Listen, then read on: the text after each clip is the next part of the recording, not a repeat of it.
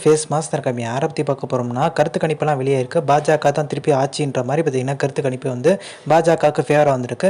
371 இடங்களில் ஜெயிப்பாங்கன்ற மாதிரி வந்திருக்கு. காங்கிரஸ் 125 இடங்கள் மட்டுமே ஜெயிக்கும்ன்றாங்க. தமிழ்நாடை பொறுத்த வரைக்கும் பார்த்தீங்கன்னா திமுக தான் திருப்பி லீடு எடுப்பாங்கன்ற மாதிரி பேச்சுக்கப்பட்டிருக்கு.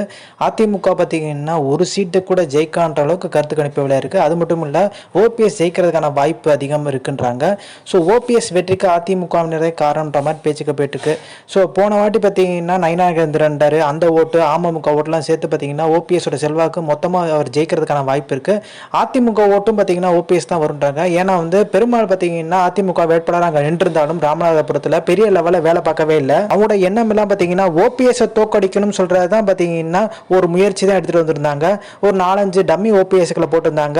பெரும்பாலும் ஜெயிக்கணும்னு சொல்லிட்டு பார்த்தீங்கன்னா வேலை பார்க்கலன்றாங்க. ஸோ இதனாலே பார்த்தீங்கன்னா அமோகமான வெற்றியில் பார்த்தீங்கன்னா ஓபிஎஸ் பதிவு செய்யறன்ற மாதிரி வந்து இப்போயே பேச்சுக்கள் போயிட்டு இருக்கு. ஸோ இந்த இன்ஃபர்மேஷன் பிடிச்சா like share subscribe. Thanks for வாட்சிங் திஸ் வீடியோ.